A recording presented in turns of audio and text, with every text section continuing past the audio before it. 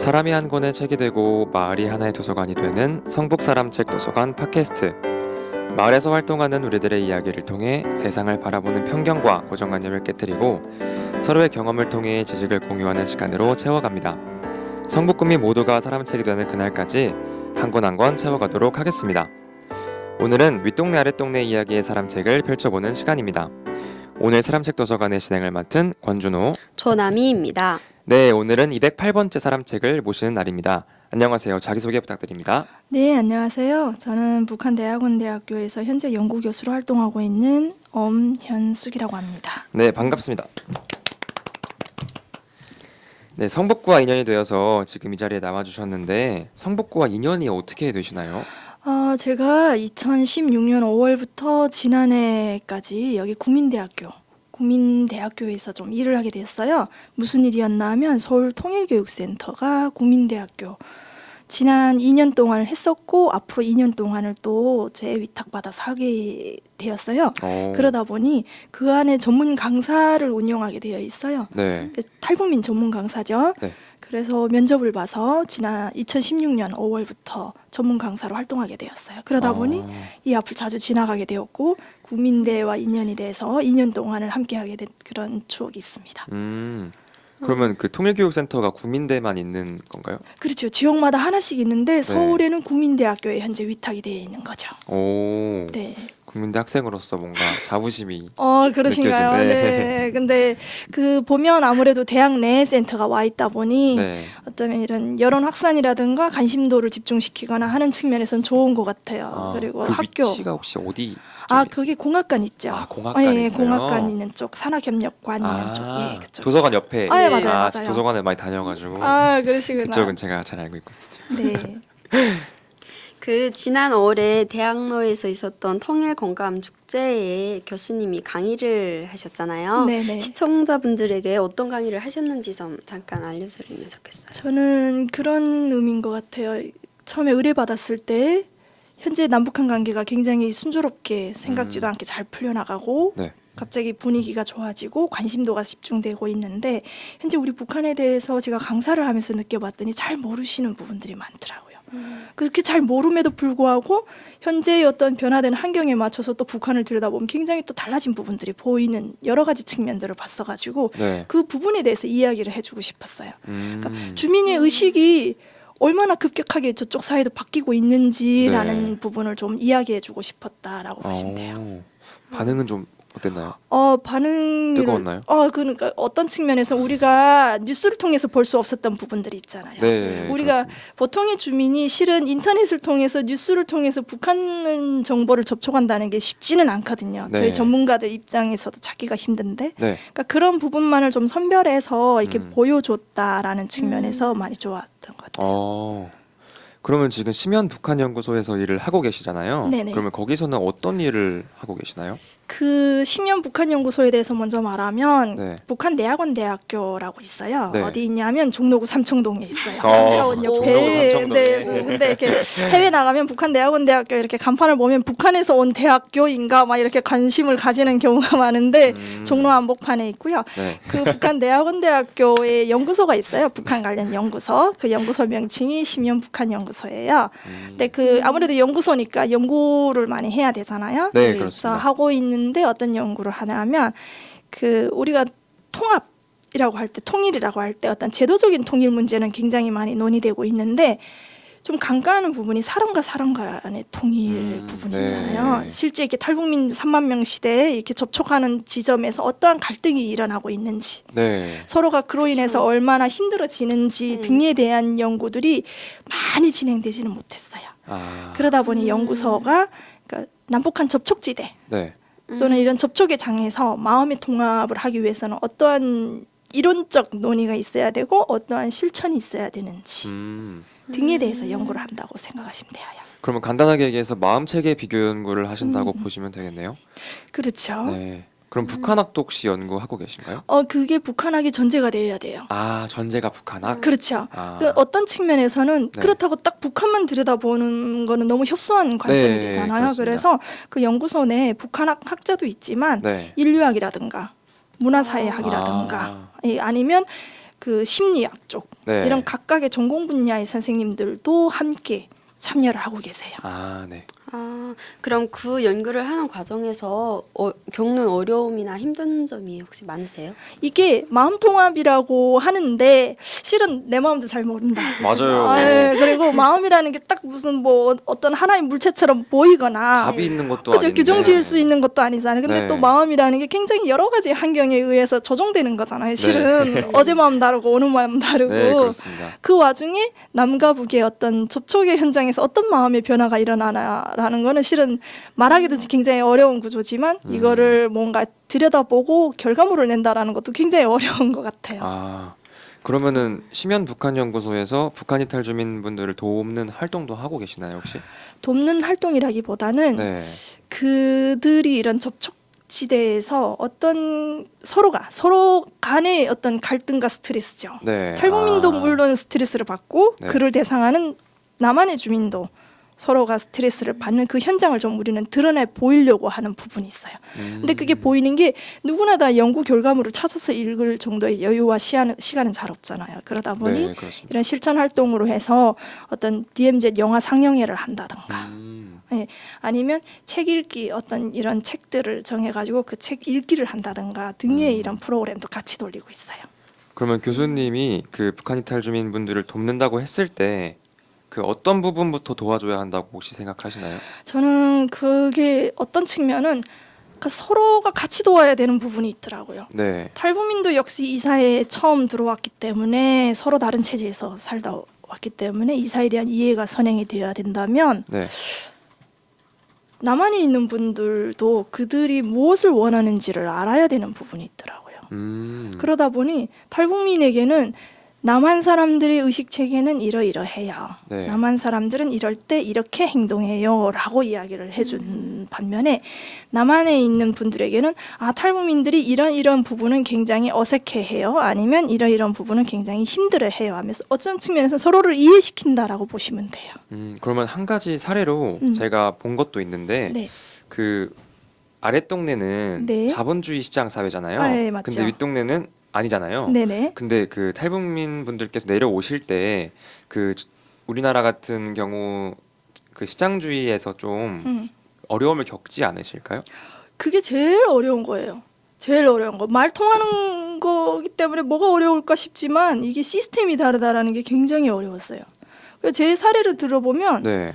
대표적인 게 제가 제일 이해를 많이 드는 게 간장 사례예요. 아, 간장 사례요? 간장 제가 간장 살 때 이야기하시면 보통 이렇게 주부 생활하시는 분들은 막 웃으세요. 벌써 내 입에서 뭔 소리가 나올지 예측이 되거든요. 네. 그래서 어떤 게 있냐면 처음에 임대주택 받고 들어와서 한 열흘도 채 안 됐죠. 근데 간장 된장이 필요하더라고요. 네. 뭐 그래 먹어야 되겠 맨날 네, 밥에 그렇죠. 물 말아 먹을 수는 없고 물론 아무리 위에서는 밥에 물 말아 먹고 된장만 있으면 된다고 했지만 네. 여기는 아니잖아요. 네. 그래서 간장 사러 갔어요. 거기 어디냐면 지금은 홈플러스, 과거에는 까르푸였어요. 아, 네, 까르푸. 그 까르푸에 갔는데 멋있죠. 지하에 들어가서 이렇게 막 찾는데 간장 사러 왔으니까 당연히 간장 매장으로 갔죠. 네. 근데 간장을 못 사가지고 왔어요 그날에. 그 어떤 것 때문에요? 아니 간장 사러 나는 그냥 단순해요. 심플해요. 그냥 복잡하지 않아요. 나는 간장 사러 간 거예요. 네. 간장이에요. 간장 사러 갔는데 간장이 종류만 한 20개. 가격이 한 20가지 돼요. 네. 못 사겠는 거예요. 별의별 간장. 그다음에 또 용기마다 또 다 다르잖아요. 네. 너무 맞습니다. 달라가지고 아니 나는 그냥 간장만 사러 왔어요. 네. 이게 북한의 예를 들면 북한에도 식료 상점이 있어요. 공급 체계가 있고 간장 된장 준다고 가면 간장 그냥 간장이에요. 하나 종류가 하나인가요? 종류가 하나죠. 그냥 상점에서 나오는 간장 종류 하나니까 그냥 그 간장을 받아오면 되었어요. 그 간장을 몇 그램을 받을 거냐가 문제였지 식구당 2년수당 그램수가 정해졌으니까. 그럼 한 명당 몇 g이에요? 뭐 1인당 뭐 1인당 뭐 300g이 될 수도 있고 뭐 이런 식으로 그램수가 정해져 있었죠. 네. 그리고 뭐 지금은 시장화가 돼서 사러 가도 간장 종류가 그렇게 많지는 않았어요. 아니 근데 여기 왔는데 간장 종류가 왜 그리 많아요 세상에. 그래가지고 그 까르푸 때는 등에다가 무엇을 도와드릴까요? 이거 쓰신 노란 조끼 입으신 분들이 있었어요. 네. 물어봤죠. 간장 사러 왔는데 뭐 사야 되는지 모르겠다고 했더니 이분이 나를 올리보고 내리보고 한 20번 올리보고 내리보고 하시더니 어디서 왔어요 하시는 거예요. 나는 돈 주고 간장 사러 왔는데 어디서 왔어요가 왜 필요하지? 그러니까 그때는 굉장히 금방 왔었고 나름 좀 이렇게 뭐 자존심이 상했었나 봐요. 지금 생각에 별것도 아닌데 그래도 그 말 듣고 삑 돌아가지고 간장을 안 사가지고 왔지 뭐예요? 이런 부분 별거 아닌 부분 실은 우리 사회도 나도 지금도 있어 보면 뭘 사러 가면 뭘 사야 되지 하고 굉장히 고민 많이 하고 뭐 휴대폰으로 검색도 하고 댓글도 보고 막 이러면서 네. 사잖아요. 그러니까 그거는 이 사회에 살았던 사람도 누구나 겪는 일인데 우리는 그 시스템을 처음 접하다 보니 저 같은 경우도 이제 흔히 말하는 결정 장애라는 게 아, 있거든요. 네. 네, 어떤 거를 사러 가면은 라면만 하더라도 종류가 뭐 감자 라면도 있고 일반 라면도 있고 매운맛, 뭐 순한 맛도 엄청 많아서 되게 고르기가 힘든 것 같은데 윗동네에서 내려오시는 분들은 더욱 힘들 것 같아요. 더 힘들어요. 그 부분이 뭔가를 선택해야 된다는 게. 그리고 그 말하는 사람 입장에서는 어떨지 모르겠지만 그 이야기를 듣는 사람 입장에서는 별게 아닐 수가 있어서 그게 마음의 상처로 막 남으면 저도 되게 슬플 그렇죠. 것 같은. 그게 지금 보면 상처는 아니고 그 아. 괜한 자격지심, 아. 자격지심인 거죠. 지금은 아무것도 아닌데 그때는 왜 그렇게 자존심 건드렸던지 그런 게 있었어요.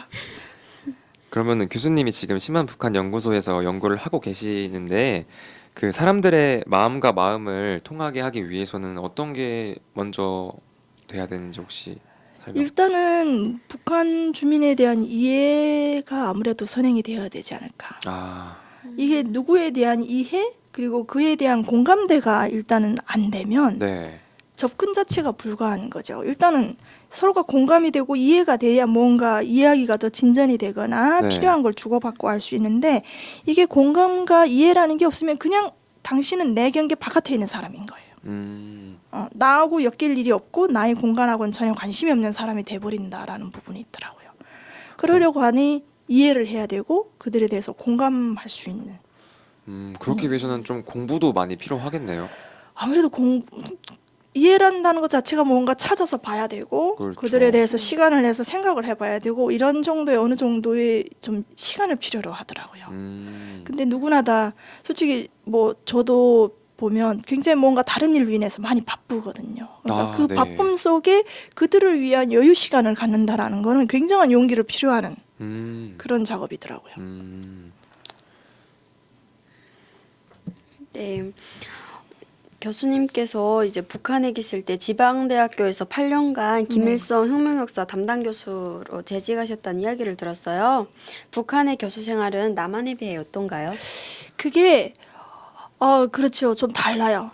많이 달라요. 어떤 측면에서 많이 달라요. 네. 저 처음에 와서 이 대한민국의 대학 시스템을 이해하기가 힘들었어요. 최근에 김정은 정권 들어와서는 좀 유사해졌어요. 많이 바꾸려고 하거든요. 굉장히 네. 많이 바꿨고 굉장히 어떤 부분에서는 거의 비슷해졌어요. 아, 거의 비슷해졌어요? 그러니까 어떤 시스템상 구조성에서 보면 굉장히 많이 바뀌었어요. 처음엔 저희 왔을 때 무슨 대학교가 뭐지? 대학이면 대학이지. 일단은 그런 명칭에서부터 네. 그다음에 뭐 계약직, 겸임직 무슨 이런 용어들이 있잖아요. 네네. 시간 강사? 저건 또 뭐지? 막 이러는 것. 그러니까 그런 어떤 용어들적인 부분. 근데 그 용어가 실은 자꾸 들으면 이해는 돼요. 근데 네. 그 구체적인 분야가 뭔지라는 거는 또 어느 정도 시간이 지나야 이해되는데 북한의 경우는 그런 것 같아요. 굉장히 단순해요. 교원으로 한번 배치받으면 그건 정규직이에요. 정년까지 가는 정규직. 그 배치를 받는 건가요? 배치를 받는다 그랬죠. 우리는 뭔가 선택을 해야 네, 지원을 되고, 하고 그지 지원을 하고 보는 선택을 건데. 해야 되고 뽑는다라는 개념이지만 네. 북한 사회는 이미 고등학교 졸업하고 대학을 들어갈 때는 이 사람은 이미 선택받아 들어간 거예요. 아, 그러면 정부에서 선택을 아주 그죠. 선택받아 들어갔고 그 과정을 잘 이수하면 그 선택받은 대로 해당 지역에 배치가 되는 거예요. 그래서 또 남아 돌아가거나 부족하거나 이런 사태가 미연에 방지되도록 하는 게 결국에는 사회주의하고 자본주의 시스템의 차이다라고 보시면 돼요. 그럼 교수님도 교수님이 되신 계기가 배정을 받아서 그렇게 된 건가요? 그렇죠. 그 어떤 측면에서는 뭐가 있냐면 일단은 제가 뭐 교원대학을 들어갔다. 네. 근데 교원대학을 들어갔는데 뭐 물론 고등학교 때 1지망, 2지망, 3지망을 쓰라 그래요. 네, 네. 시스템은 제대로 다 있어요. 네. 강압적이지가 않아요. 절대 1지망, 2지망, 3지망이 있어요. 그러면 그 어린 나이에 뭘 알겠어요. 그냥 교원대학 가서 선생님이 되고 싶으면 교원대학. 의사가 되고 싶으면 의학대학. 근데 내 수준의 의사는 좀 가분할 것 같아 하면 뭐 상업전문학교 이렇게 쓴단 말이에요. 근데 네. 이게 그냥 애들이 막말하면 던져놓은 거예요. 네. 그런데 북한의 경우는 그 고등학교 저희 때는 6년이고 지금은 3년으로 바뀌었는데 선생님이 1학년 때 담임하면 위에까지 그냥 올라가요. 졸업반 때까지. 맞아요. 예, 그리고 학생들도 바뀌지가 않아요. 오. 그거를 초등학교 4년, 지금은 5년이고 중학교 6년, 지금 3년 나뉘었는데 그동안 네. 그 같은 그룹이 3년을 같이 한다고 생각해봐요. 쟤는 벌써 대학 갈래고요. 쟤는 군대 갈래고요. 쟤는 그냥 사회에서 일할 애예요. 이게 보여요. 우리끼리도. 그럼 굉장히 친하겠네요, 그 학생들끼리. 그럼 3년을 그냥 그 안에서 같이 거의 가족. 그럼요. 이랑. 아유 먹네요. 그래도 무리가 그죠. 나뉘어요? 아, 이제처럼 난이 대학 갈 애들은 벌써 집안 좋고 부모 잘 나가고 뭐가 달라요. 우리 사회로 말하면 뭐 수저 계급 논리가 나오는 식으로 네. 거의 유사한 패턴으로 그러니까 잘 나가는 애들은 잘 나가는 애들끼리 뭉치고 좀 이렇게 좀 어떤 측면에서는 부모님이 역량이 약하다든가 아니면 인지 능력이 딸리거나 이런 친구들은 또 아무래도 소외될 수밖에 없는데 네. 그럼에도 불구하고 그 한 교실이라는 그룹이 모아져 가지고 몇 년을 같이 가고 담임 선생님도 몇 년 같이 가고 하다 보니 대놓고 하는데 왕따는 잘 없다라고 보시면 돼요. 네. 그런 시스템이 있다 보기 때문에 아무리 내가 이렇게 막 대학을 썼다고 해도 나의 주제를 넘는 것까지는 잘 안 한 나의 위치에서 그 이상을 바라보기는 어려운 거죠. 근데 이렇게 썼지만 학교에 또 대학 지표라는 게 그렇게 많이 안 떨어져요. 대학 지표라는 게 뭐냐면 여기 지금 대학에 다니신다고 하겠죠. 우리 경우에는 나의 능력에 맞는 대학은 다 선택하고 다 시험 볼 수 있잖아요. 네. 그리고 시험 봐서 여러 곳에서 합격장이 나오면 그래도 내가 가장 타당한 곳을 골라서 가게 됐는데 네, 그렇죠. 북한 사회는 그거 자체가 없는 거예요. 한번 내가 교원대학으로 지표를 받아서 교원대학에 쳤는데 교원대학에서 떨어졌다. 네. 그러면 그냥 어떻게 해요? 사회 노동자가 되거나 그럼 대학을 못 가는. 못 가는 거예요. 재수나 재수가 그런 게 없는 없고. 거예요. 만약에 재수가 있다면 누가 재수가 있냐면 중앙대학을 지원했는데 중앙대학은 시험이 우리보다 한 달 일찍 해요. 보통 일반 시험보다. 그러면 중앙대학 시험을 쳤는데 떨어진 거예요. 그러면 이 친구는 도안의 대학은 재수할 수 있어요. 그 해 중에. 네. 그것만 예외인 거예요. 그러니 진짜 피 터지게 해야 되는 거. 여기도 만만치가 않잖아요. 대입시험 준비한다고 막. 네. 북한도 쉽지는 않아요.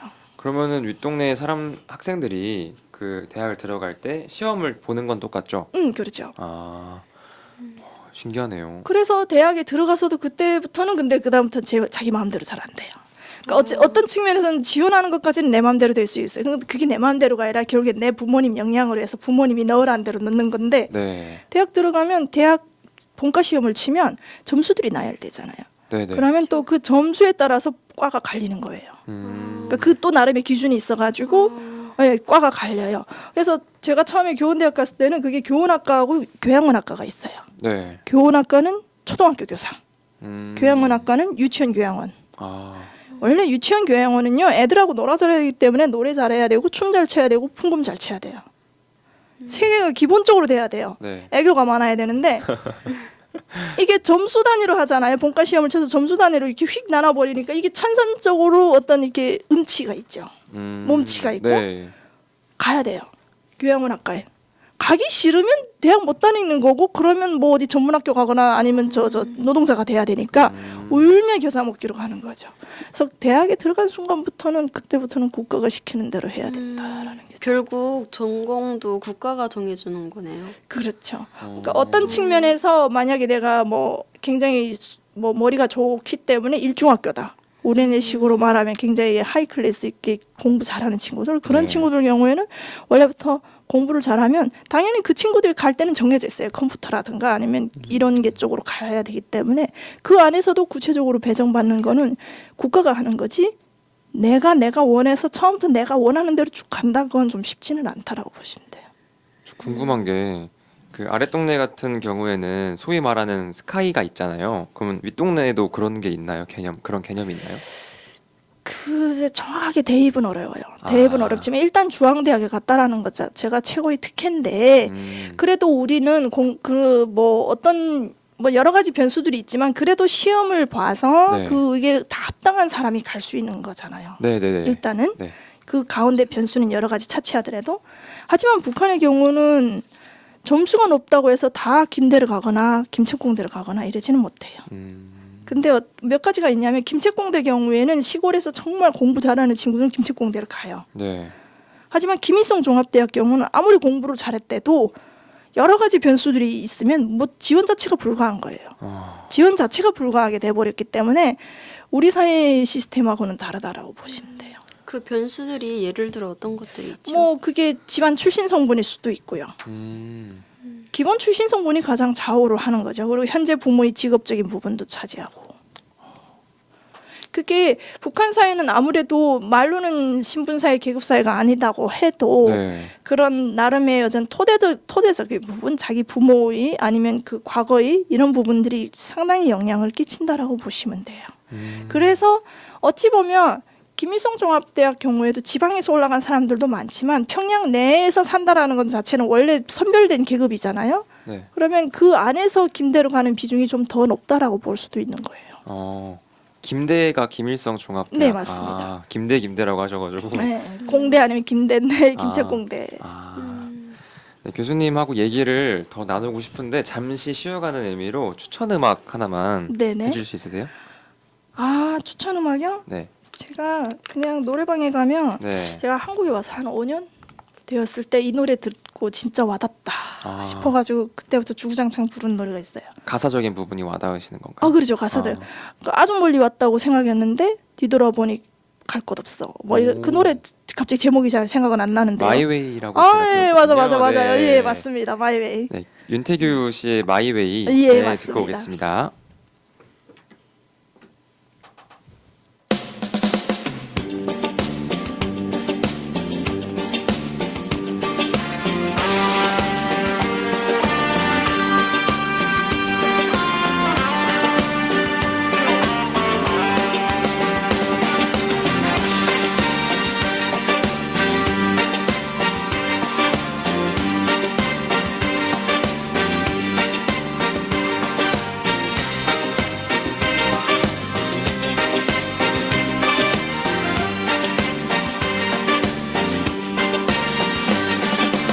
아주 멀리 왔다고 생각했는데 돌아다 볼 곳에서 정말 높이 올랐다 느꼈었는데 내려다 볼 곳 없네. 처음에는 나에게도 두려움 없었지만 어느새 겁많은 놈으로 변해 있어서 누구나 한 번쯤은 넘어질 수 있어. 이제와 주저앉아 있을 수는 없어.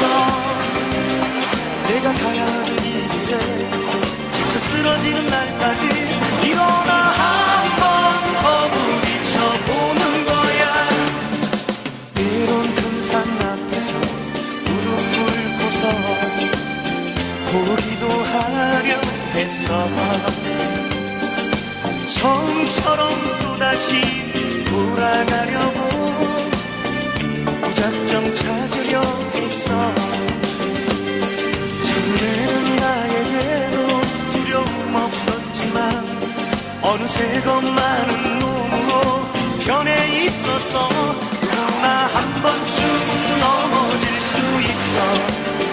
이제와 주저앉아 있을 수는 없어. 내가 가야 하는 이 길에 지쳐 쓰러지는 날까지 일어나 한 번 더 부딪혀 보는 거야.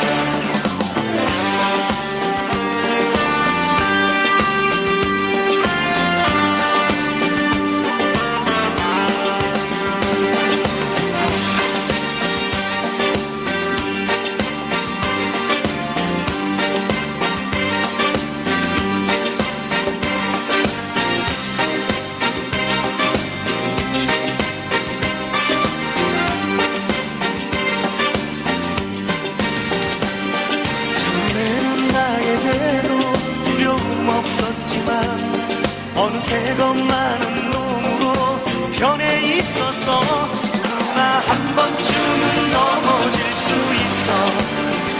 이제와 주저앉아 있을 수는 없어. 내가 가야 하는 이 길에 지쳐 쓰러지는 날까지 일어나 한 번 더 부딪혀 보는 거야. 누구나 한 번쯤은 넘어질 수 있어. 이제와 주저앉아 있을 수는 없어.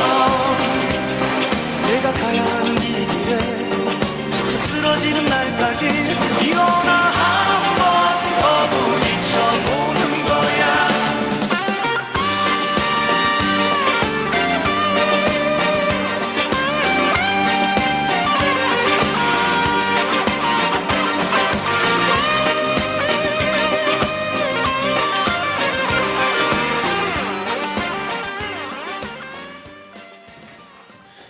네, 윤태규의 마이웨이 듣고 왔습니다. 네, 제가 1부에서 좀 궁금한 점이 있었는데 그 교수님께서 말씀하시는 대학 이름을 들어보니까 사람 이름을 따서 짓는 대학이 있더라고요. 그거는 혹시 그게 북한적인 현상이에요. 대학에만 사람 이름이 있는 게 아니라 어떤 지역이라든가 이런 쪽에 사람 이름 꽤 많아요. 근데 진짜요? 그냥 아무 이름이나 짓는 게 아니라 네. 그 사이에서는 자다가 깨어도 누구나 다 알 수 있는 사람들이에요. 그러니까 좀 그렇게 유명한 사람들의 이름인데 네. 이제 참 대학 이름이라고 하면 김책공대에서 김책이라는 사람의 이름을 따온 거예요. 그분은 혹시 어떤 그분 경우에는 그 뭐 김일성과 네. 뭐 항일투쟁 그리고 조국 해방 조국이 일제로부터 해방된 다음에 네. 그 뭐 나라를 일구는 그런 작업에서 굉장히 공을 세우신 분인데 일단은 김일성 그때 당시 김일성 장군에 비하면 연세가 굉장히 있으셨어요.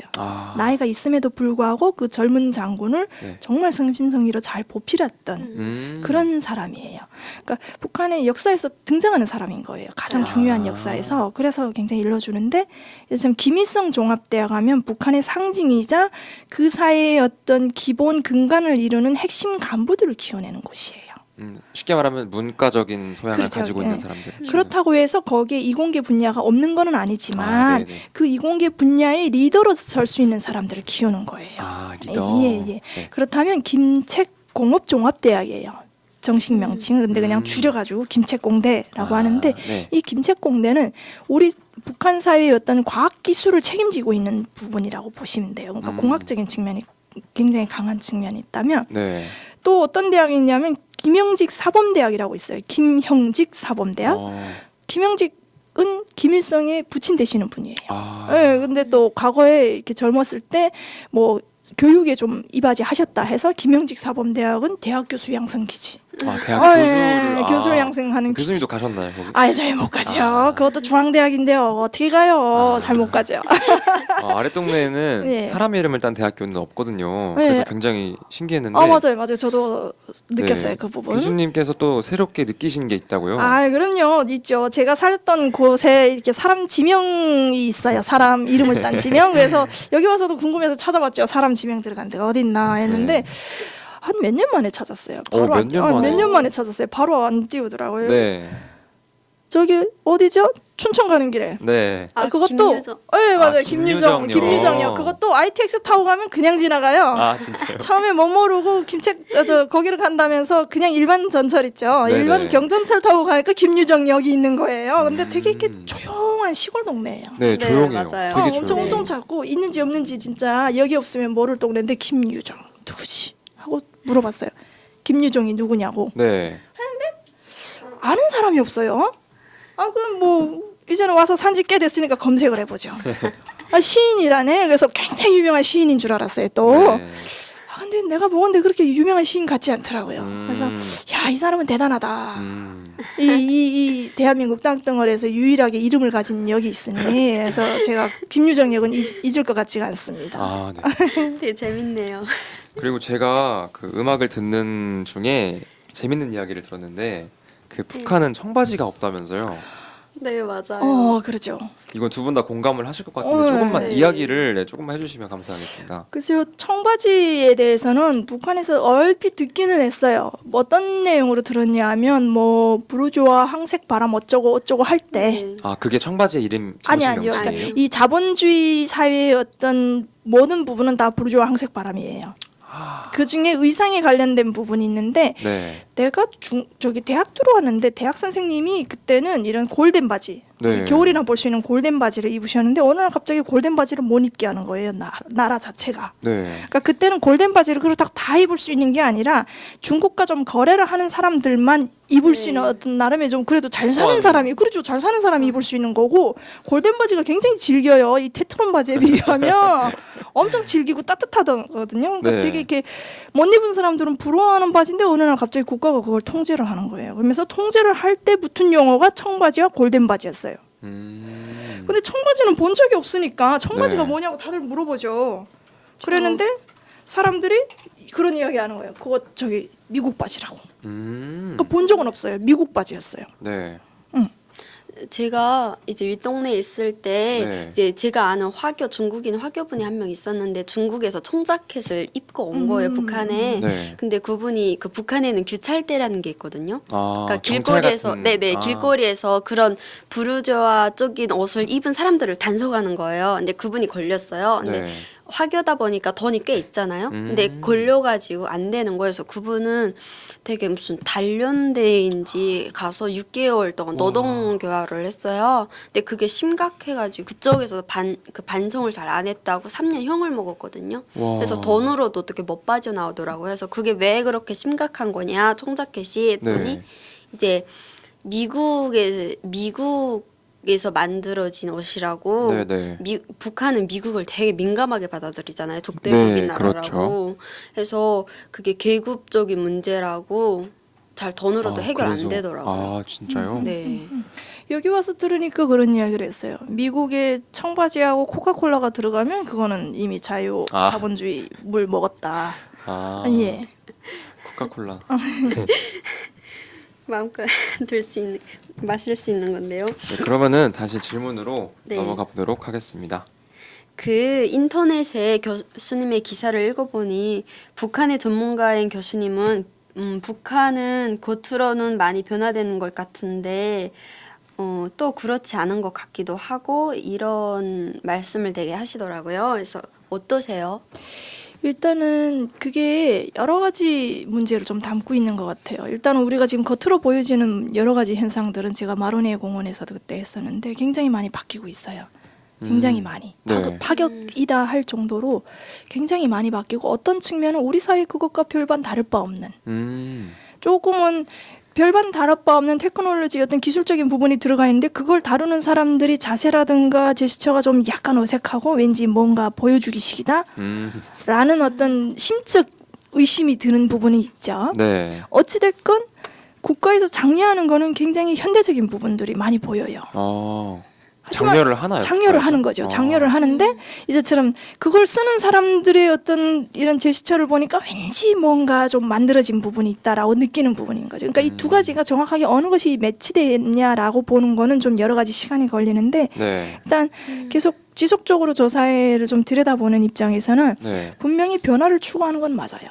김정은 시대 그 어느 그러면은 때보다. 더 길게 보면 변화가 계속 이루어질 거라고 당연하죠. 예상하시는 건가요? 그게 왜 그러냐면 북한 사회는 위에서 이렇게 아래로 뭔가 이렇게 전달되는 네. 시스템 그리고 본보기를 많이 보여주는 시스템 네. 그리고 어떤 측면에서는 공적인 부분이 아직도 살아있는 시스템이기 때문에 국가 네. 공적인 부분 그리고 국가 권력이 굉장히 촘촘하게 하부까지 내려가 있는 시스템이기 때문에 위에서 하라면 해요. 하죠. 네. 그러니까 위에서 하라고 한다라는 말을 좀 더 쉽게 말하면 위에서는 이런 TV를 교실에 놓을 때 대형 네. 평면 TV, 평양을 중심으로 해서는 다 우리 강의실에 있는 대형 평면 TV와 같은 거를 써요. 그러면 그게 강의실에 필수로 갖춰야 될 교구 비품인 거예요. 그러면 지방도 무조건 갖춰라 라고 간다면 지방의 경우에는 아무래도 도시보다는 이게 투자가 다르잖아요. 네, 그러면 그렇습니다. 그럼에도 불구하고 TV는 있어야 되는 거예요. 그럼 모니터가 작아지는 거예요. 이런 식으로. 어찌되었건 그 등급이 좀 낮아지는 한이 있더라도 갖추라면 갖추는 게 북한이거든요. 그러니까 그런 측면에서는 장기적으로 보면 국가가 뭔가 이렇게 투자를 하라고 하면 그들 주민은 따라갈 수밖에 없는 구조예요. 근데 의식 체계가 그럼 그렇게 따라가냐라고 한다면 조금 이건 다른 문제죠. 그거는 물건을 바꾸는 거하고 사람 의식 바뀌는 거는 좀 아무래도 시간차가 있기 때문에. 네네. 그래서 그런 측면에서 북한 사회 변화도 같은 맥락으로 읽혀지는 거죠.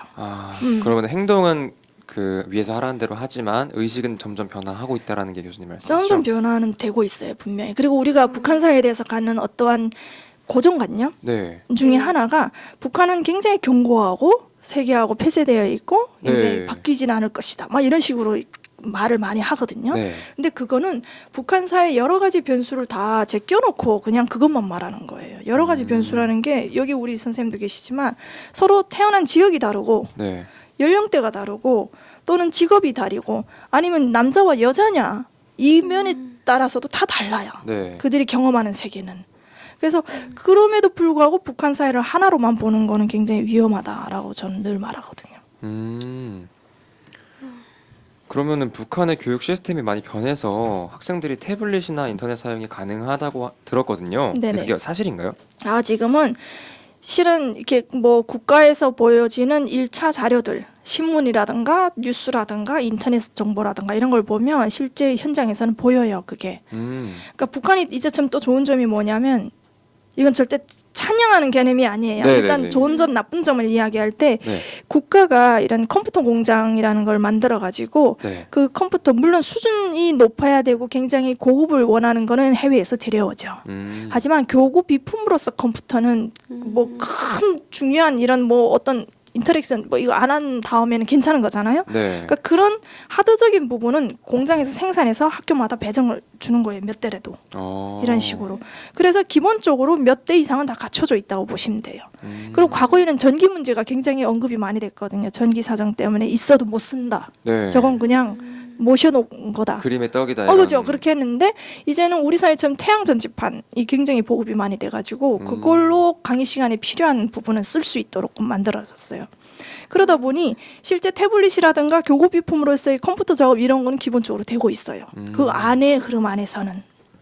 그럼 안의 흐름이라는 게 그 안의 시스템, 그러니까 학교 안에 이 시스템이 갖춰져 있는 거는 어떤 시간에는 그거 돌아갈 수 있는 시스템인 거죠. 중앙 제어인가요? 중앙 제어예요. 그러니까 학교 안에 그 컨트롤 타워가 있고 그 안에서 자료들을 다 이렇게 그러니까 선생님이 강의 들어가기 전에 내 시간에 그러니까 내 시간에 몇 분째쯤에 요거 켜주세요. 뭐 이런 식으로 이야기가 되는 거예요. 이 자료를 내 시간에 주세요 하면 중앙에 있는 사람들이 그 시간에 그걸 터주는 거죠.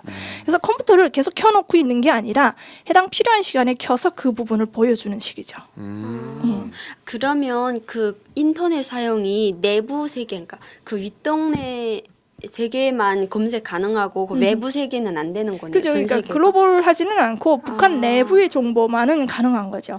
그 내부의 정보라는 게 어떤 측면이냐면 우리도 내부 정보라면 그래도 우리 사회에 여러 가지 뉴스들이 막 이슈가 생산되고 그러잖아요. 근데 네. 그것까지는 아니고요.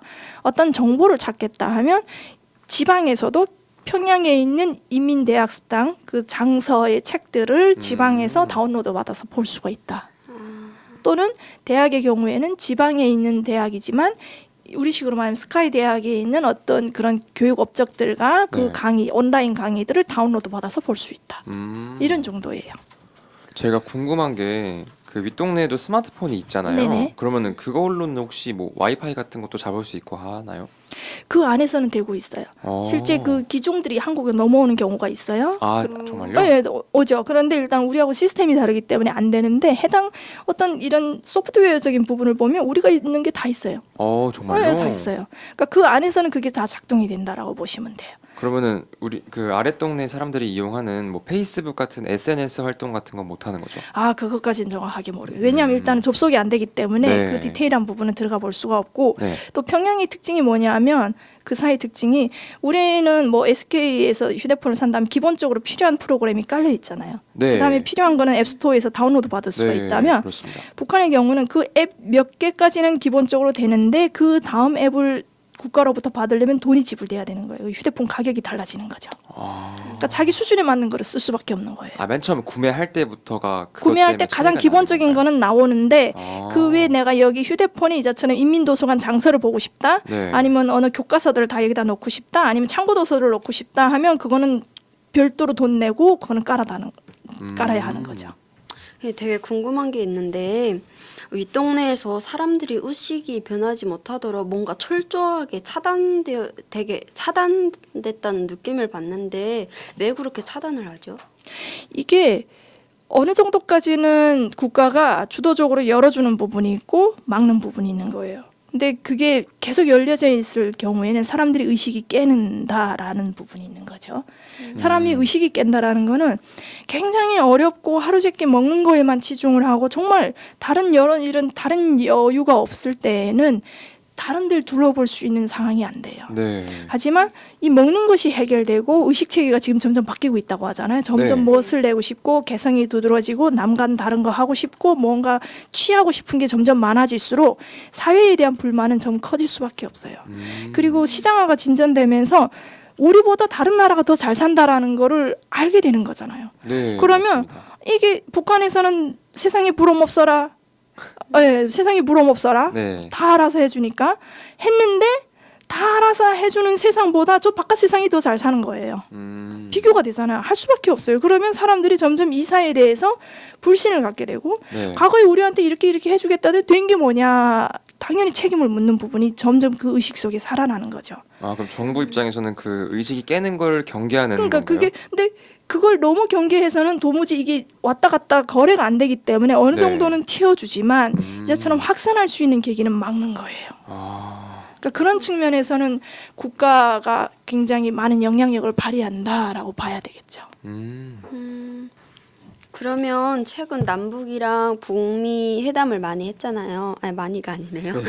최근에 죄송합니다. 있었죠. 그런 네, 최근에 정상회담들이 있었잖아요. 있었는데 네, 그래서 북한이 곧 열릴 거라고 기대를 하는데 교수님은 어떻게 생각하세요? 그게 그렇게 하루아침에 뚝딱 열리는 거면 벌써 예전에 통일이 되었어야죠. 네. 이게 이제처럼 말하는 것처럼 국가가 필요로 해서 열 수 있는 부분이 있고 하고 싶은데 할 수 없는 부분이 분명히 있을 거 아니에요. 네. 네. 그리고 어느 순간 갑자기 연다라는 것도 과거에 북한이 진행해오던 그런 관성적인 부분하고 살펴볼 때 그것도 안 되는 부분이 있어요. 왜냐하면 주민의식이 못 따라간다라는 부분이 주구장창 우리는 이렇게 자력갱생하고 자각력 키웠고 우리가 이렇게 했는데 갑자기 어느 날 열어봐요. 이게 또 모지가 되는 거 맞아요. 부분이 분명히 혼란스러우실 그러죠. 것 같아요. 그러니까 주민의 어떤 의식 체계를 국가에 의해서 인위적으로 조장시켜 놨는데 그 의식 체계가 자기들한테 동조하는 시스템으로 바뀔 때까지는 국가도 기다려줘야 되는 부분들이 있어요. 그래서 그런 측면에서 갑자기 열린다라는 거는 좀 어렵죠. 근데 이제처럼 얼마 전에도 농구 왔다 갔다 한 것처럼 네. 올겨울에 뭐 스포츠 더 열릴 것처럼 그런 식으로 서로가 교류한다라는 거는 축구 선수만 왔다 갔다 하는 게 아니라 네. 그 축구 선수를 따라서 우리 사회에서 나가는 온갖 트레이너들, 음식들, 뭐 옷이든 뭐든지 따라 나가는 부분이 있잖아요. 네, 네. 그런 사람들과의 교류까지 다 이루어지는 거예요. 그래서 그런 측면에서 서로가 계속 접촉이 이루어지면 네. 북한 주민들도 그들과 접촉하는 과정에 뭔가 또 달라질 수 있는 그런 여러 가지 변수들이 생긴다라는 거죠. 그래서 그런 측면에서는 지금처럼 접촉을 계속하는 거는 굉장히 좋은 거다라고 보고 있어요. 아, 네. 앞으로 윗동네와의 교류를 많이 늘려가면서 서서히 천천히 의식이 바뀌고 자연스럽게 열리는 걸 기대하도록 하겠습니다. 아, 예. 네. 네, 교수님과 얘기를 더 많이 하고 싶은데 시간이 좀 부족해서 저희가 공통 질문을 드려볼게요. 교수님께서 추천하고 싶으신 책이 혹시 있으신가요? 아, 제가 얼마 전에 이거는 저희 그 10년 북한 연구소에서 하면서 알게 되었었는데 네. 그 윗동네에서 온 전학생이라는 책을 읽었어요. 아, 윗동네 지금 우리 주제가 윗동네였는데 네, 마침 그렇습니다. 책 제목이 윗동네에서 온 전학생. 네. 그러니까 이게 탈북민 3만 명 중에 어린 친구들도 있잖아요. 네, 그 맞습니다. 어린 친구들과 이 사회 어린 친구들과의 접촉에 대한 문제도 실은 중요한 문제예요. 지금은 다 큰 성인 문제로 우리는 지금 연구를 하지만 네. 그러니까 그런 측면에서 윗동네에서 온 전학생 이 책도 굉장히 재밌다라고 작가님이 저는 허순영 느꼈어요. 작가님이죠? 네, 맞아요. 아, 네. 네. 그러면 읽어야 되겠다. 추천하고 싶으신 사람책 혹시 있으신가요? 저는 그 작가님의 이야기를 좀 많이 봤으면 좋겠어요. 아, 허순영 작가님을 추천하시는 건가요? 네, 왜냐하면 아, 이런 작가님들의 체계와 또 이 책을 쓰면서 그 작가님의 달라진 의식이라든가 네. 등등은 굉장히 유의미한 마음의 변화를 일으키는 부분이기도 하고 음. 공유해 줄 수 있는 부분이 있을 거다라고 생각이 돼서요. 예. 네, 그러면 정말 마지막으로 오늘 여기 나오신 소감 간단하게 좀 부탁드립니다. 실은 뭐 탈북민 연구자이기도 하고 북한에 대한 애증을 다 갖고 있는 사람이기도 하고 한국 사회에 먼저 와서 정착하고 있는 여러 가지 어떤 의미를 지니고 있다고 할 때 이렇게 나와서 북한에 대해서 그래도 나름 무언가를 전달할 수 있다라는 그런 시간을 갖는다라는 건 굉장히 좋은 것 같아요. 저의 입장에서는. 네. 그리고 또 이렇게 이 기회를 통해서 이렇게 들어주시는 분들에게도 감사한 부분이 있고 네. 그럼에도 불구하고 어떤 측면은 그냥 내가 하고 싶어서 하는 이야기도 있기 때문에 네. 어떤 측면은 굉장히 송구한 부분도 있고 음. 그럼에도 이렇게 이야기를 할 수 있는 계기가 있고 장소가 있다라는 건 굉장히 좋은 것 같아서 너무너무 네. 감사해요. 아, 저도 교수님이랑 오늘 얘기를 나누면서 이게 라디오를 제가 진행한다는 그게 아니라 그냥 되게 아는 교수님 만나서 얘기하는 듯한 편한 느낌이 들어서 되게 오늘 좋은 하루였던 것 같고요. 아유, 감사합니다. 네, 그리고 윗동네에 대해서 모르는 것들을 좀 더 많이 알게 되고 이런 관심이 생긴다는 게 아주 큰 의미인 것 같습니다. 예. 네, 저도 윗동네에 살았었어 가지고 되게 좀 안다고 생각했었는데 오늘은 교수님 모시고 이렇게 더 확실히 알게 돼서 되게 의미 있는 시간이 된 것 같아요. 네, 굉장히 의미 있는 시간이었습니다. 네, 감사합니다. 네, 수고하셨습니다. 짧지 않은 시간 동안 이야기를 들려주신 엄윤숙 교수님께 다시 한번 감사의 말씀을 전해드립니다. 감사합니다. 네. 감사합니다.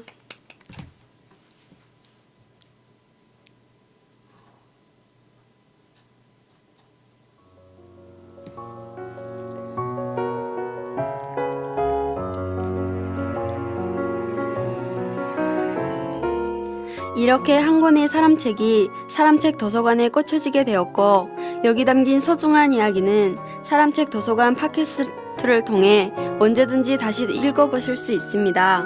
더불어 사람책과의 만남은 여러분들의 요청에 따라 성북구립 도서관에서 만남의 자리를 마련하도록 하겠습니다.